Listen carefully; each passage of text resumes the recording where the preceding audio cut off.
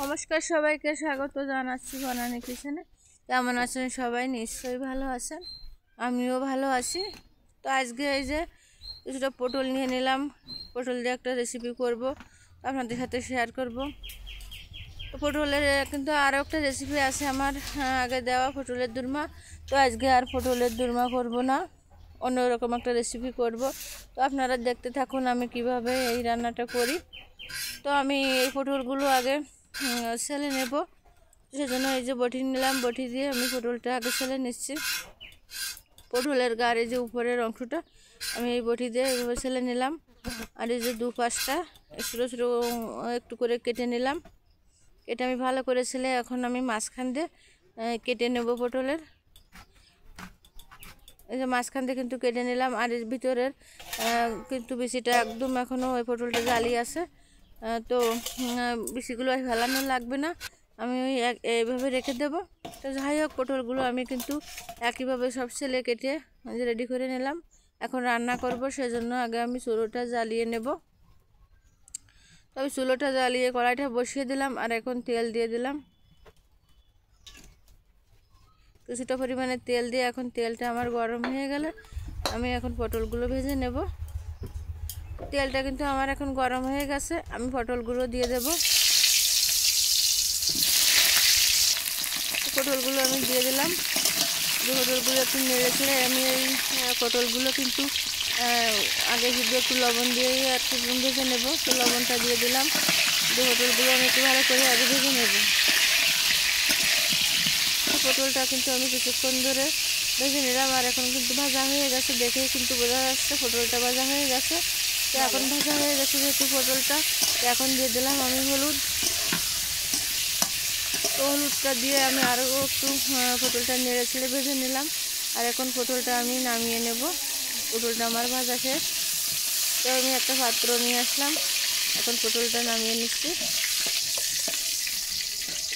তো পটলটা আমার কিন্তু নামানো হয়ে গেছে। এখন কিন্তু যে তেলটা কড়াইতে দেখা যাচ্ছে, ওই তেলের ভিতরেই আমি আরও একটু তেল দিয়ে দেব।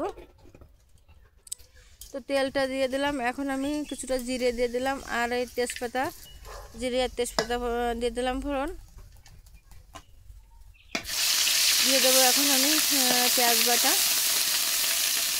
তো পেঁয়াজ বাটাটা দিয়ে একটু নেড়েছিলে এখন দিয়ে দেবো আমি রসুন আর আদা একসঙ্গে বেটে রেখেছিলাম, সেটা দিয়ে দিলাম। তো পেঁয়াজ আর রসুন আর আদাটা দিয়ে আমি কিন্তু কিছুক্ষণ একটু কষিয়ে নেব।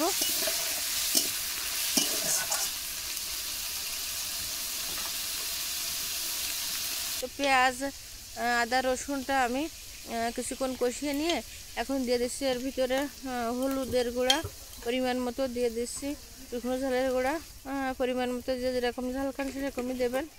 আর দিয়ে দিলাম ধনের গুঁড়া 1 চামচ, দিয়ে দিলাম জিরের গুঁড়া 1 চামচ, আর দিয়ে দিলাম গরম মশলা গুঁড়া 1 চামচ। তো আমি সব মশলাগুলো দিয়ে আমি আর একটু ভালো করে কষিয়ে নেব। তো যাতে মশলাটা আমার না পুড়ে যায়, সেজন্য আমি হালকা একটু জল দিয়ে মশলাটাকে কষিয়ে নেব ভালো করে। তো আমি অল্প একটু জল দিয়ে দিলাম। জল দিয়ে এখন আমি মশলাটা কষিয়ে নিচ্ছি।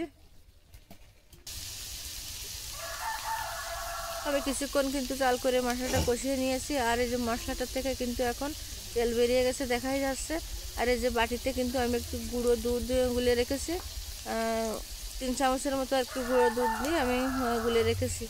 আজকে রান্নাটা আমি দুধ দিয়েই করব। তো যাই হোক, মশলাটা কিন্তু আমার কষানো হয়ে গেছে।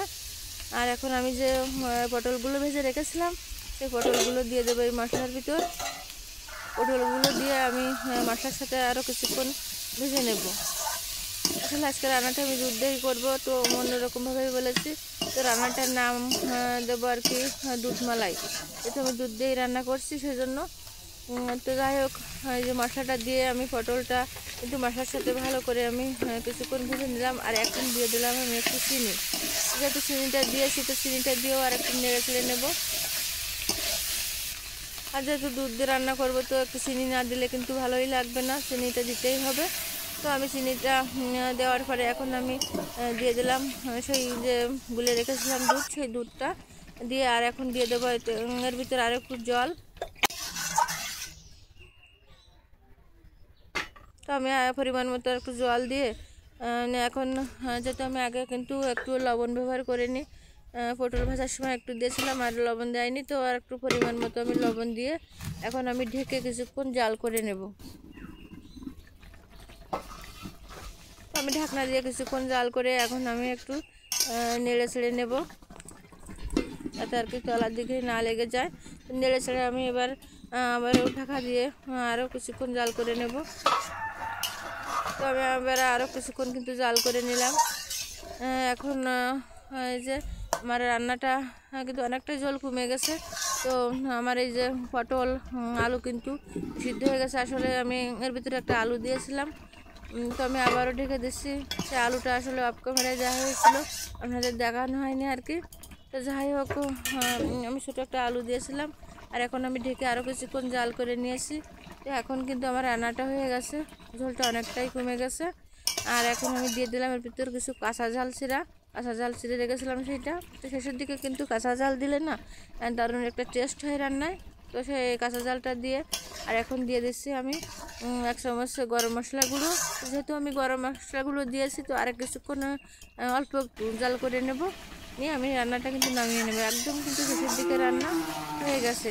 আর যেহেতু রান্নাটা আমি কিন্তু দুধমালাই রান্নাটা একদম ঝোল থাকবে না, একদম গা মাখা মাখা হয়ে যাবে, তাহলে কিন্তু খেতে ভালো লাগবে। ঝোল রাখলে কিন্তু ভালো লাগবে না। তো গরম মশলাটা দিয়ে আমি কিছুক্ষণ জাল করে নিয়ে এখন আমি নামিয়ে নিচ্ছি। এই যে আমার কিন্তু পটলের দুধমালাই একদম রান্না রেডি। তো কেমন লাগলো আমার এই রান্নাটা আপনারা কিন্তু কমেন্টে জানাবেন, আর লাইক দিয়ে ভিডিওটা দেখবেন। লাইক দিতে কিন্তু কেউ ভুলবেন না। আর নতুন যারা দেখছেন আমার চ্যানেলটিকে সাবস্ক্রাইব করে আমার পাশে থাকার অনুরোধ করছি। পুরনো বন্ধুদের তো ধন্যবাদ। আর এরকম নতুন নতুন ভিডিও পেতে আমার পাশে থাকা বেল আইকনটি বাজিয়ে দেবেন। আর বাড়িতে সবাই এরকমভাবে রান্না করে খেয়ে দেখবেন কেমন লাগে পটলের দুধমালাই। তো ধন্যবাদ সবাইকে, দেখা হবে পরবর্তী নতুন কোনো ভিডিওতে। ভালো থাকবেন।